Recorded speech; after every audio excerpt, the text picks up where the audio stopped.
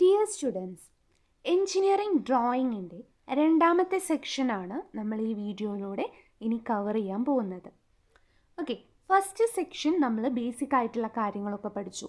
എന്തൊക്കെയാണ് എഞ്ചിനീയറിംഗ് ഡ്രോയിങ്ങിൽ ഉപയോഗിക്കുന്ന ഇൻസ്ട്രുമെൻറ്റ്സ്, അതിൻ്റെ യൂസേജ്, ആ കാര്യങ്ങളൊക്കെ ഫസ്റ്റ് സെക്ഷനിൽ നമ്മൾ കവർ ചെയ്തു. ഇനി സെക്കൻഡ് സെക്ഷനിൽ നമുക്ക് കവർ ചെയ്യാനുള്ളത് പ്രൊജക്ഷൻ എന്ന ടോപ്പിക്കാണ്. ഓക്കെ, നമുക്ക് ക്ലാസ് സ്റ്റാർട്ട് ചെയ്യാം. അപ്പം എന്താണ് പ്രൊജക്ഷൻ? ഞാനതൊരു എക്സാമ്പിളിലൂടെ കാണിക്കാം. ഇവിടെ ഒരു ഒബ്ജക്റ്റ് ഉണ്ട്. ഒബ്ജക്റ്റ് എന്ന് പറഞ്ഞാൽ വസ്തു, ഏതെങ്കിലും ഒരു വസ്തു. ഇവിടെ ഒരു പിക്ചർ പ്ലെയിൻ ഉണ്ട്, വെറും ഒരു പ്ലെയിന്, ഒരു സ്ക്രീന്, അങ്ങനെ ആലോചിച്ചാൽ. ഓക്കെ, അപ്പോൾ ഈ ഒബ്ജക്റ്റിൻ്റെ പല ഭാഗത്തു നിന്നും റേസുകൾ വരയ്ക്കും നമ്മൾ. അല്ലെങ്കിൽ നിങ്ങൾ ഇങ്ങനെ നോക്കുമ്പം അങ്ങനെ നമ്മൾ കണ്ണിൽ നിന്ന് വരുന്ന റേസ് അല്ലേ. അപ്പം ഈ റേസുകൾ ഇവിടെ ജോയിൻ ചെയ്യുന്ന പോയിന്റുകൾ കൂട്ടി യോജിപ്പിച്ച് നമുക്ക് എന്ത് കിട്ടും? ഇവിടെ ആ വസ്തു കിട്ടും അല്ലേ. ഇവിടെ ഇതേ ഒബ്ജക്റ്റ് തന്നെ ഇവിടെ കിട്ടും. ഓക്കെ, അപ്പോൾ അങ്ങനെ വരയ്ക്കുന്നതിനെയാണ് പ്രൊജക്ഷൻ എന്ന് പറയുന്നത്. ഒന്നുകൂടെ പറയാം. ഒരു ഒബ്ജക്റ്റ് ഉണ്ട്, ആ ഒബ്ജക്റ്റിൻ്റെ പല ഭാഗത്തു നിന്നും റേസുകൾ വരച്ചിട്ട് പിക്ചർ പ്ലെയിനിൽ ആ പോയിന്റുകൾ മാർക്ക് ചെയ്യും. എന്നിട്ട് അത് കൂട്ടി യോജിപ്പിച്ച് ആ വസ്തുവിനെ പ്ലെയിനിൽ വരയ്ക്കുന്നതിനെയാണ്, പിക്ചർ പ്ലെയിനിൽ വരയ്ക്കുന്നതിനെയാണ് നമ്മൾ പ്രൊജക്ഷൻ എന്ന് പറയുന്നത്. ഇതിന് ഏറ്റവും ബെസ്റ്റ് എക്സാമ്പിൾ എന്ന് പറഞ്ഞാൽ നിങ്ങൾ സിനിമ തിയേറ്ററിൽ പോയിട്ടുണ്ടാവുമല്ലോ. അവിടെ ഈ സ്ക്രീനിലേക്ക് പ്രൊജക്റ്റ് ചെയ്തിട്ടാണ് നമ്മൾ കാണുന്നത് അല്ലേ. അതും ഇതേപോലെയാണ്, പ്രൊജക്ഷൻ വഴിയാണ് നമ്മൾ ആ ഒരു പ്രോസസ്സ് നടക്കുന്നത്. പ്രൊജക്റ്റേഴ്സ് വെച്ചിട്ട് എന്ത് ചെയ്യും? അത് സ്ക്രീനിലേക്ക് പ്രൊജക്റ്റ് ചെയ്യും. അപ്പോഴാണ് നമുക്ക് ആ സ്ക്രീനിൽ അത് കാണാൻ പറ്റുന്നത്. ഏറ്റവും നല്ല എക്സാമ്പിൾ അത് മാത്രം ആലോചിച്ചാൽ മതി. ഓക്കെ, അപ്പോൾ നിങ്ങൾക്ക് മനസ്സിലാക്കും. ഓക്കെ, നമുക്ക് ക്ലാസ്സിലോട്ട് കടക്കാം. ഇനി അടുത്തത് ക്ലാസിഫിക്കേഷനാണ്.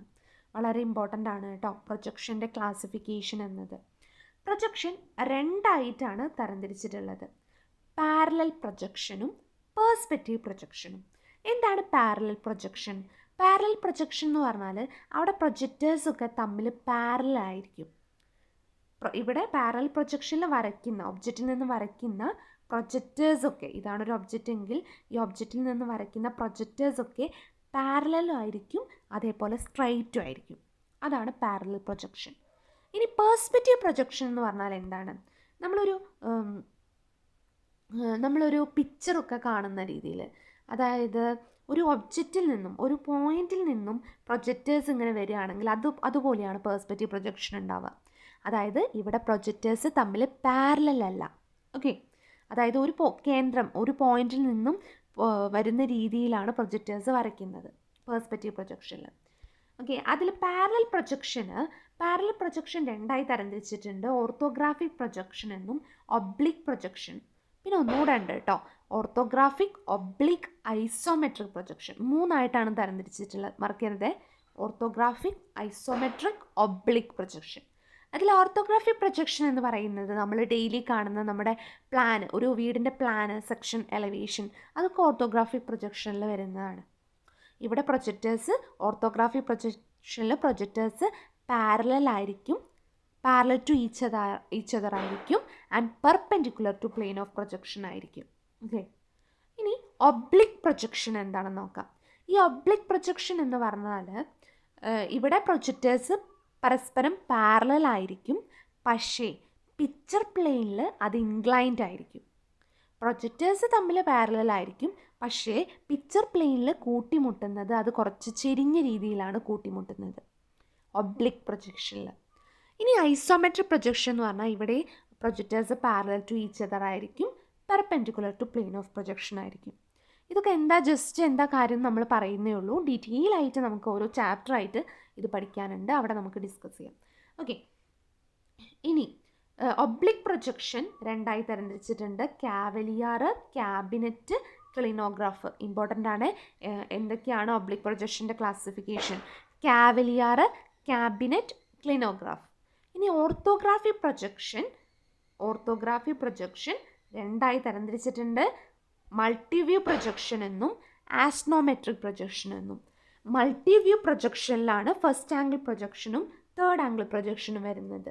അത് നമ്മൾ മുന്നത്തെ ക്ലാസ്സിൽ പറഞ്ഞിട്ടുണ്ടായിരുന്നു അല്ലേ. മൾട്ടിവ്യൂ പ്രൊജക്ഷനിലെ ഫസ്റ്റ് ആംഗിൾ പ്രൊജക്ഷനും തേർഡ് ആംഗിൾ പ്രൊജക്ഷനും. ഓക്കെ, ഇനി ആസ്ട്രോമെട്രിക് പ്രൊജക്ഷൻ ആണെങ്കിൽ മൂന്നായിട്ട് തരംതിരിച്ചിട്ടുണ്ട്: ഐസോമെട്രിക്, ഡൈമെട്രിക്, ട്രൈമെട്രിക്. ഓക്കെ, അതോടെ പാരലൽ പ്രൊജക്ഷൻ കഴിഞ്ഞു. ഇത്രയും നമ്മൾ കവർ ചെയ്യണം. ഇനി വരുന്ന വീഡിയോസിൽ നമ്മൾ ഇത്രയും കവർ ചെയ്യും. ഓക്കെ, ഇനി പേഴ്സ്പെക്റ്റീവ് പ്രൊജക്ഷൻ ആണെങ്കിൽ അവിടെ ഏരിയലും ഉണ്ട്, ലീനിയറും ഉണ്ട്. ഏരിയൽ തന്നെ 1 point perspective, 2 point perspective, 3 point perspective, ഇത്രയായിട്ടുണ്ട്.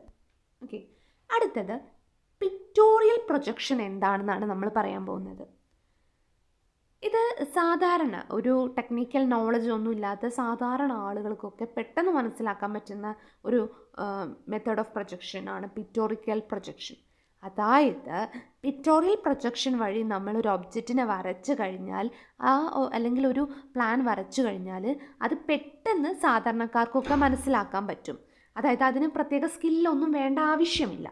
ഓക്കെ, അതായത് ഒരു ഒബ്ജക്റ്റ് 3 ഡയമെൻഷണൽ ഒബ്ജക്റ്റ് എങ്ങനെയാണുള്ളത്, അത് റിയൽ ആയിട്ട് എങ്ങനെയാണുള്ളത്, അതുപോലെ ആയിരിക്കും പിക്ടോറിയൽ പ്രൊജക്ഷൻ വഴി വരച്ച ഒബ്ജക്റ്റുകൾ ഉണ്ടാവുക. ഓക്കെ, ഇനി ഓർത്തോഗ്രാഫി പ്രൊജക്ഷൻ ആണെങ്കിൽ ഓർത്തോഗ്രാഫി പ്രൊജക്ഷനിൽ എന്തൊക്കെയാണ് വരുന്നത്? നമ്മൾ സാധാരണ വീടുകളിലെ പ്ലാൻ, സെക്ഷൻ, എലവേഷൻ, അതൊക്കെയാണ് ഓർത്തോഗ്രാഫിക്കിൽ വരുന്നത് അല്ലേ. അപ്പം എന്താണ്, ഇതൊരു ടെക്നിക്കൽ സ്കില്ല് വേണം അല്ലേ. കുറച്ച് ടെക്നിക്കൽ സ്കില്ലുണ്ടെങ്കിൽ മാത്രമേ ഓർത്തോഗ്രാഫി പ്രൊജക്ഷൻ നമുക്ക് മനസ്സിലാക്കാൻ പറ്റുള്ളൂ. അതുകൊണ്ട് തന്നെ നമ്മൾ ഈ ഡ്രാഫ്റ്റ്മാൻ ട്രെയിനികളൊക്കെ തന്നെ എങ്ങനെയാണ് ഓർത്തോഗ്രാഫി പ്രൊജക്ഷനെ പിക്ടോറിയൽ പ്രൊജക്ഷൻ ആക്കാം എന്ന് അറിഞ്ഞിരിക്കേണ്ടത് അത്യാവശ്യമാണ്. ഓക്കെ, ഇനി നമുക്ക് ഐസോമെട്രിക് പ്രൊജക്ഷൻ എന്താണെന്ന് നോക്കാം. ഐസോമെട്രിക് പ്രൊജക്ഷൻ ഇതിൽ വരുന്നതാണ്, പാരലൽ പ്രൊജക്ഷൻ ആണ് അല്ലേ. അപ്പോൾ ഇതിൽ പ്രത്യേകത എന്ന് പറഞ്ഞാൽ ഇതൊരു പിക്ടോറിയൽ പ്രൊജക്ഷൻ ആണ്. ഐസോമെട്രിക് പ്രൊജക്ഷൻ ഒരു പിക്ടോറിയൽ പ്രൊജക്ഷൻ ആണ്. അതായത് അതിൻ്റെ മീനിങ് എന്താ? അതിൽ ഒബ്ജക്റ്റ് 3 ഡയമെൻഷണൽ ഫോമിലാണ് കാണപ്പെടുന്നത് അല്ലേ. ഒരു 3D ഒബ്ജക്റ്റ് പോലെ ഉണ്ടാവും അത്. ഇതെന്താണെന്ന് വെച്ച് കഴിഞ്ഞാൽ ഇതൊരു എക്സാമ്പിൾ പോലെ ഞാൻ കാണിക്കാം. ഇതാണ് ഒരു ഒബ്ജക്റ്റ്, ഒരു സ്ക്വയർ അല്ലെങ്കിൽ ഒരു സ്ക്വയർ ആണെന്ന് വിചാരിച്ചോ, അല്ല ഒരു റെക്റ്റാങ്കിൾ ആണെന്ന് വിചാരിച്ചോളൂ. ഓക്കെ, റെക്റ്റാങ്കിൾ ആണ്. അപ്പോൾ ഇതിനെ ഞാൻ എങ്ങനെയാണ് ഐസോമെട്രിക് പ്രൊജക്ഷനിൽ വരയ്ക്കാൻ പോകുന്നത് നോക്കിക്കോളാം. ആദ്യം ഒരു ഹൊറിസോണ്ടൽ ലൈൻ വരയ്ക്കും. അതിനുശേഷം 30 ഡിഗ്രി ഇൻക്ലൈൻഡ് ആയിട്ട് ഈ ഒരു റെക്റ്റാങ്കിളിൻ്റെ ആദ്യത്തെ സൈഡ് വരയ്ക്കും. ഇതാണ് ആദ്യത്തെ സൈഡെങ്കിൽ. ഓക്കെ, ഇത് രണ്ടാമത്തെ സൈഡാണ്. പിന്നെ 30 ഡിഗ്രി ഇൻക്ലൈൻഡ് ആയിട്ട് രണ്ടാമത്തെ സൈഡും വരയ്ക്കും. അങ്ങനെ നമ്മൾ ഇങ്ങനെ ഒരു റെക്റ്റാങ്കിൾ കിട്ടും. ഇങ്ങനെയാണ് ഐസോമെട്രിക് പ്രൊജക്ഷനിൽ ഉണ്ടാവുക. ഓക്കെ, അപ്പം ഇനി നമുക്ക് പറയാനുള്ള വളരെ ഇമ്പോർട്ടൻ്റ് ആയിട്ടുള്ള കാര്യങ്ങൾ. ഈ ഐസോമെട്രിക് പ്രൊജക്ഷനിൽ വെർട്ടിക്കൽ ലൈനൊക്കെ വെർട്ടിക്കലായിട്ട് തന്നെയാണ് ഉണ്ടാവുക. ഓക്കെ, അതായത് ഇങ്ങനെ തന്നെ വെർട്ടിക്കലായിട്ട് ഉണ്ടാവും. പക്ഷേ ഈ ഐസോമെട്രിക് പ്രൊജക്ഷനിലെ പ്രിൻസിപ്പൽ ആക്സിസ് ഒക്കെയാണിത്. അതായത് ഈ ലെങ്ത്ത്, ഈ വെർട്ടിക്കൽ ലൈൻ, ഇതൊക്കെയാണ് ഐസോമെട്രിക് പ്രൊജക്ഷനിലെ പ്രിൻസിപ്പൽ ആക്സിസ് എന്ന് പറയുന്നത്. പ്രിൻസിപ്പൽ ആക്സിസുകൾ തമ്മിലുണ്ടാക്കുന്ന ആംഗിൾ 120 ഡിഗ്രി ആയിരിക്കും ഐസോമെട്രിക് പ്രൊജക്ഷനിൽ. അതായത് ഇതിൻ്റെ ഇടയിൽ 120 ഡിഗ്രി ആയിരിക്കും, ഇതിൻ്റെ ഇടയിൽ 120 ഡിഗ്രി ആയിരിക്കും. ഇമ്പോർട്ടൻ്റ് ആണ്, അത് ചോദിക്കും കേട്ടോ. പിന്നെ ഒരു സൈഡ് ഹൊറിസോണ്ടലുമായിട്ട് ഉണ്ടാക്കുന്ന ആംഗിൾ 30 ഡിഗ്രി ആയിരിക്കും. ഐസോമെട്രിക് പ്രൊജക്ഷനിൽ ഒരു സൈഡ് ഹൊറിസോണ്ടലുമായിട്ട് ഉണ്ടാക്കുന്ന ആംഗിൾ 30 ഡിഗ്രി ആയിരിക്കും. ഓക്കെ, ഇനി എന്തൊക്കെയാണ് ഐസോമെട്രിക് ഡ്രോയിങ്ങിലെ ഇമ്പോർട്ടൻ്റ് ആയിട്ടുള്ള കാര്യങ്ങളെന്ന് നോക്കാം. നേരത്തെ പറഞ്ഞ പോയിന്റ്, അതായത് ഐസോമെട്രിക് ഡ്രോയിങ്ങിൽ 2 വശവും ഹൊറിസോണ്ടലുമായിട്ട് ഉണ്ടാക്കുന്ന ആംഗിൾ എത്രയായിരിക്കണം? 30 ഡിഗ്രി ആയിരിക്കണം. ഇവിടെ 30 ഡിഗ്രി ആയിരിക്കണം, ഇവിടെയും 30 ഡിഗ്രി ആയിരിക്കണം അല്ലേ. അതാണ് പറഞ്ഞിട്ടുള്ളത്. ഇനി ലെങ്ത്ത്, നമ്മൾ ഇങ്ങോട്ട് ലെഫ്റ്റിലോട്ടാണോ റൈറ്റിലോട്ടാണോ വരയ്ക്കേണ്ടത് എന്ന് തീരുമാനിക്കുന്നത് ഏതാണ്? ഓർത്തോഗ്രാഫിക് പ്രൊജക്ഷനെ ബേസ്, അതായത് നമ്മൾ ഏത് വ്യൂവിലാണ് നോക്കുന്നത് അതിനനുസരിച്ച് ലെഫ്റ്റിലോട്ടാണോ റൈറ്റിലോട്ടാണോ വരയ്ക്കേണ്ടത് എന്നുള്ളതിൽ വ്യത്യാസം ഉണ്ടാവും. ഓക്കെ, ഇനിയിപ്പം ഹിഡൻ ആയിട്ടുള്ള ഫ്യൂച്ചേഴ്സ്, അതായത് നമുക്ക് പെട്ടെന്ന് നേരിട്ട് കാണാൻ പറ്റാത്ത സ്ഥലവശങ്ങളൊക്കെ, അതായത് നമ്മൾ നോക്കുമ്പോൾ പെട്ടെന്ന് കാണാത്ത അല്ലേ, മുന്നിൽ നോക്കുമ്പം കാണാത്ത ഭാഗങ്ങളാണ് ഹിഡൻ ഫ്യൂച്ചേഴ്സ്. അതൊന്നും ഐസോമെട്രിക് പ്രൊജക്ഷനിൽ ഉണ്ടാവില്ല, അതാലോചിക്കുക. ഓക്കെ, പിന്നെ നമ്മൾ ആലോചിക്കേണ്ടത് പ്രിൻസിപ്പൽ ആക്സിസുകൾ തമ്മിലുണ്ടാക്കുന്ന ആംഗിൾ 120 ഡിഗ്രി ആയിരിക്കും. പിന്നെ വേണ്ടത് വെർട്ടിക്കൽ ലൈൻ, ഐസോമെട്രിക് പ്രൊജക്ഷനിൽ വെർട്ടിക്കൽ ലൈൻ എപ്പോഴും വെർട്ടിക്കലായിട്ട് തന്നെയാണ് ഉണ്ടാവുക. ഓക്കെ, ഇനി ഇവിടെ ഒരു പോയിന്റ് കൂടെ ഉണ്ട്.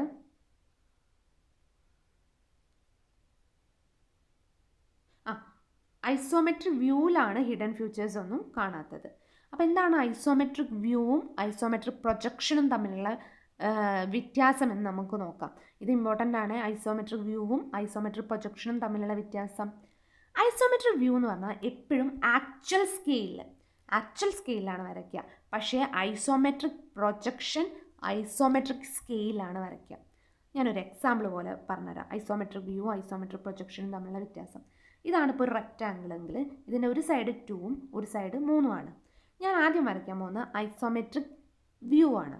ഐസോമെട്രിക് വ്യൂ വരയ്ക്കുകയാണെങ്കിൽ ഇവിടെ 30 ഡിഗ്രി ഇൻക്ലൈൻഡ് ആണ്. ആദ്യത്തെ സൈഡ് എത്രയായിരിക്കും? 2 ആയിരിക്കും അല്ലേ? ഈ 2 തന്നെയായിരിക്കും ഈ സൈഡിൻ്റെ ലെങ്ത്ത്. ഇനി ഇങ്ങോട്ട് വരയ്ക്കും, ഇത് 3 സെൻറ്റിമീറ്റർ തന്നെയായിരിക്കും ഇവിടുത്തെ ലെങ്ത്ത്. അങ്ങനെയാണ് ഐസോമെട്രിക് വ്യൂ വരയ്ക്കുക. അതായത് ഈ ഒബ്ജക്റ്റിൻ്റെ ലെങ്ത്ത് തന്നെയായിരിക്കും ഈ ഒരു ഇതിലും ഐസോമെട്രിക് ഡ്രോയിങ്ങിലും നമ്മൾ വരയ്ക്കുന്നത്. ഇനി നമുക്ക് ഐസോമെട്രിക് പ്രൊജക്ഷൻ അല്ലേ, ഐസോമെട്രിക് പ്രൊജക്ഷൻ എന്താണെന്ന് നോക്കാം. ഐസോമെട്രിക് പ്രൊജക്ഷനിൽ ഇതേപോലെ തന്നെ ഒബ്ജക്റ്റ് എന്താണ്? 2ഉം 3ഉം ആണ്. പക്ഷേ നമ്മൾ വരയ്ക്കുമ്പം 30 ഡിഗ്രി അല്ലേ, കോണളവ് 30 ഡിഗ്രി. പക്ഷേ ഈ ലെങ്ത്ത് 2 സെൻറ്റിമീറ്റർ ആവൂല. എന്തുകൊണ്ടാണ്? ഈ 2 സെൻറ്റിമീറ്ററിനേക്കാളും കുറവായിരിക്കും. 2 × 0.821 അതായിരിക്കും ഈ സൈഡിൻ്റെ ലെങ്ത്ത്. അപ്പോൾ ഈ സൈഡിൻ്റെ ലെങ്ത്തോ 3 × 0.821, അതായത് ആക്ച്വൽ ലെങ്ത്തിനേക്കാളും കുറഞ്ഞു. എത്ര കുറഞ്ഞു? 0.821 കുറഞ്ഞു. 0.821 ടൈംസ് കുറഞ്ഞു. അതാണ് ഐസോമെട്രിക് പ്രൊജക്ഷനിൽ ചെയ്യുന്നത്. അപ്പോൾ ഐസോമെട്രിക് പ്രൊജക്ഷനിൽ ഐസോമെട്രിക് സ്കെയിലാണ് വരയ്ക്കുന്നത്. ഐസോമെട്രിക് സ്കെയിൽ എത്രയാണ്? 0.821 ടൈംസ് ഓഫ് ഒറിജിനൽ ലെങ്ത്ത്. മനസ്സിലായല്ലോ എന്താണെന്നുള്ളത്? ഇനി ഈ ടൈപ്പ് ഓഫ് പിക്ടോറിയൽ പ്രൊജക്ഷൻസ് ആണ് നമുക്കിനി നോക്കാനുള്ളത്. ടൈപ്പ് ഓഫ് പിക്ടോറിയൽ പ്രൊജക്ഷൻ, അതിൽ ആസ്ട്രോമെട്രിക് പ്രൊജക്ഷൻ ഉണ്ട്, ഒബ്ലിക് പ്രൊജക്ഷൻ ഉണ്ട്, പെർസ്പെക്റ്റീവ് പ്രൊജക്ഷൻ ഉണ്ട്. ഇത് നമ്മളിപ്പോൾ നേരത്തെ പറഞ്ഞതല്ലേ. ആസ്ട്രോമെട്രിക്കിൽ വരുന്നതാണ് ഐസോമെട്രിക്, ഡൈമെട്രിക്, ട്രൈമെട്രിക് അല്ലേ. Cavalier, cabinet, clinograph. ഇത് നമ്മൾ നേരത്തെ പറഞ്ഞത് തന്നെയാണ്. പിന്നെയും ടെക്സ്റ്റ് ബുക്കിൽ ഉള്ളതുകൊണ്ട് ആഡ് ചെയ്തൊന്നുള്ളൂ കേട്ടോ. ഇനി ഒബ്ലിക് പ്രൊജക്ഷൻ, നേരത്തെ നമ്മൾ പറഞ്ഞു projectors parallel to each other ആണ്. പക്ഷേ പിക്ചർ പ്ലെയിനിൽ അത് ഇൻക്ലൈൻഡ് ആയിട്ടാണ് കൂട്ടിമുട്ടുന്നത്. അതാലോചിക്കുക.